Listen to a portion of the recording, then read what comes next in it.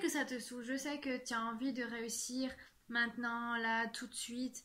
Je sais que tu as sûrement aussi envie d'arrêter de répéter toujours les mêmes schémas. T'inquiète pas, franchement, t'inquiète pas, tout ça c'est normal. Et si tu regardes cette vidéo jusqu'à la fin, tu vas voir comment tu pourrais y arriver. Dans ta situation d'échec actuelle, si tu n'acceptes pas ce que tu es en train de vivre et si tu te reprogrammes pas derrière, sache que tu ne réussiras jamais. Donc la première chose que tu dois savoir, c'est que tu dois accepter ce que tu es en train de vivre là, maintenant. Pourquoi? Premier point, tu es un petit peu divin, mais attention, tu es beaucoup humain. Fondamentalement, tu es très loin d'être humain, tu es même plutôt esprit et divin, mais en apparence, c'est très loin d'être le cas, et t'inquiète pas, c'est normal, tu t'appelles pas encore Jésus, sinon tout le monde marcherait sur l'eau.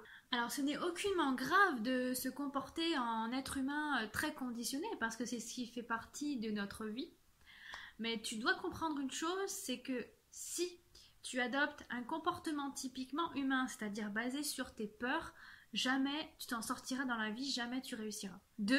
Tu as créé ta propre expérience d'échec. C'est toi qui l'as créée. Ne cherche pas de responsable à l'extérieur, il n'y en a pas, il n'y a que toi. Si tu connais l'échec, c'est que tu ne sais absolument pas ce que tu veux et tu t'es fait croire autre chose. Donc oui, c'est pour que tu puisses voir qui tu es véritablement.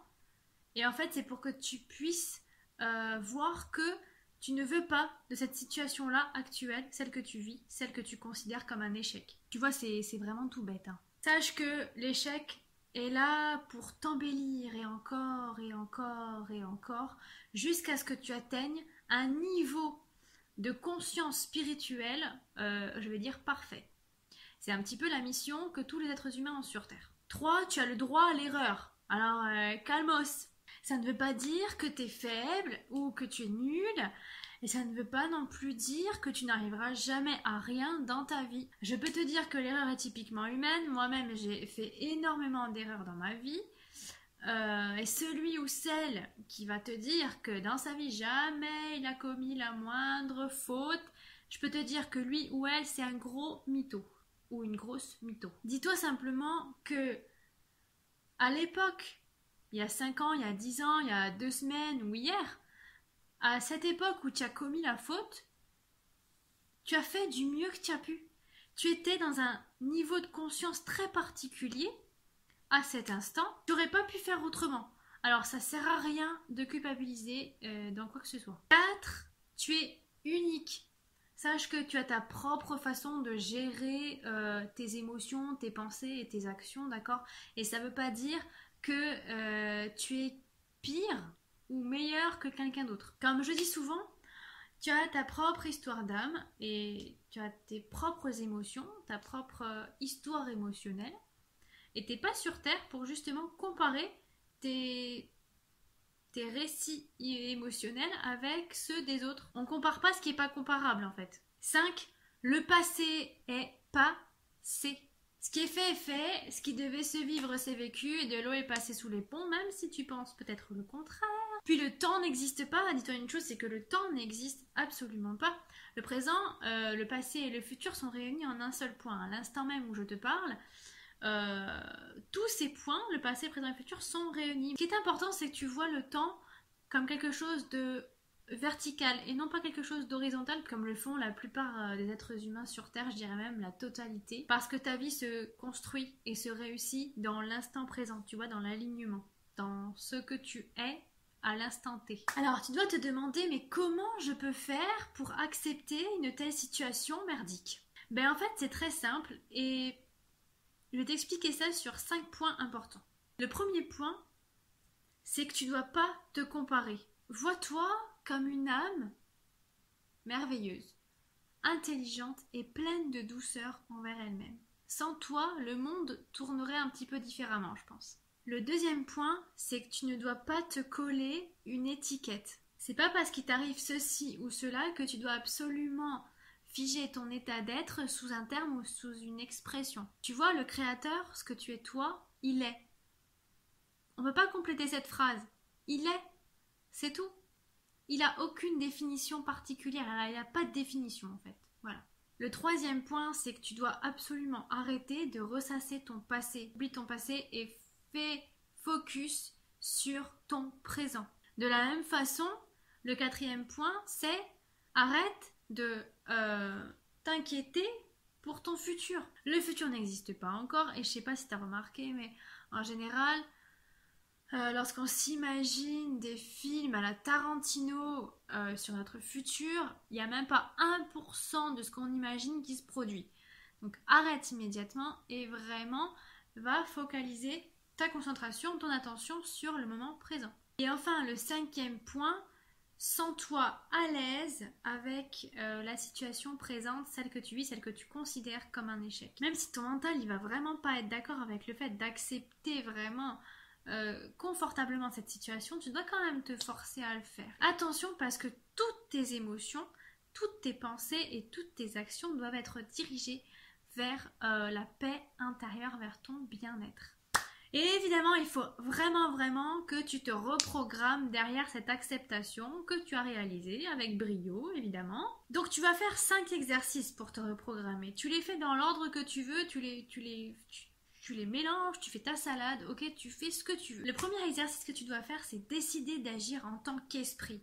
Non plus en tant qu'être humain, en tant qu'esprit. C'est-à-dire que tu prends toutes tes peurs, toutes tes croyances négatives, tous tes conditionnements que tu as acquis par la société et qui te limitent vraiment beaucoup. Tu prends tout ça, tu le balances sur le côté, tu le sors de ta tête et tu agis comme un esprit, c'est-à-dire tu agis avec ton cœur et avec toute la confiance du monde. Tu dois en fait écouter tes envies les plus profondes, tes envies les plus vraies, celles, tu sais, qui te donnent une légèreté, une puissance comme ça et un grand bien-être. En fait, tu as juste à suivre ton GPS intérieur, tu sais, la fameuse intuition. Le deuxième exercice que tu dois faire, c'est de la méditation. Oui, car ça va t'aider à voir ton ou tes problèmes sous un autre angle et tu verras, ça va même te donner l'impression que ton ou tes problèmes n'existent pas vraiment.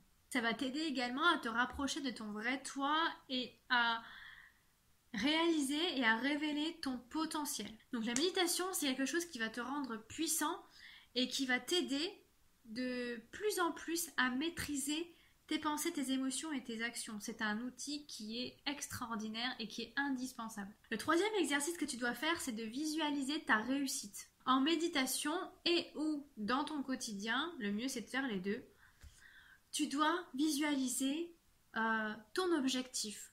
C'est-à-dire que si tu as envie d'avoir 2500 € de salaire dans 6 mois ou dans un an parce que tu es chef d'entreprise et que ton entreprise elle démarre pas trop bien, bref, j'en sais rien. Il faut que tu visualises tes 2500 € sur ton compte bancaire en méditation et dans ta journée le plus souvent possible, surtout quand tu doutes.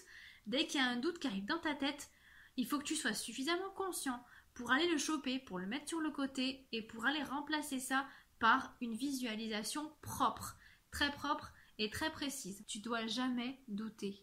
Le quatrième exercice que tu dois faire, c'est de répéter des phrases positives. Ça, c'est de la pure reprogrammation cellulaire. Tu vois, à l'heure actuelle, tu es peut-être reprogrammé sur je n'arriverai jamais à gagner ma vie correctement.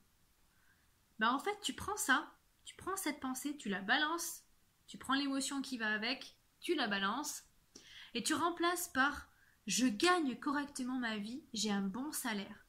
Attention, tu parles au présent.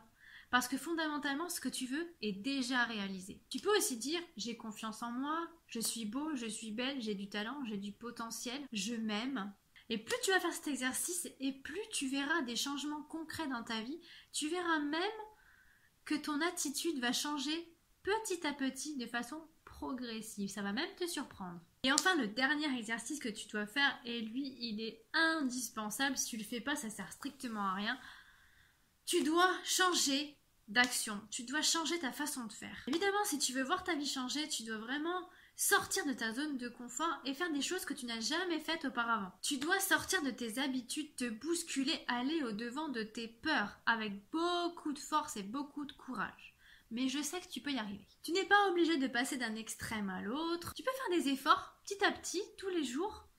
tu fais un effort, ce que tu veux, sans te foutre une pression énorme, hein. Mais t'inquiète pas, si tu t'obliges vraiment à faire ça, tu verras que dans ta vie, tu vas réussir sur tous les plans. C'est pas possible autrement. Si tu as aimé cette petite vidéo, je t'invite à la liker, à la partager et à t'abonner en dessous. Je te fais d'énormes bisous et je te souhaite énormément de courage, énormément de force pour la suite et t'inquiète pas, tu vas vraiment y arriver.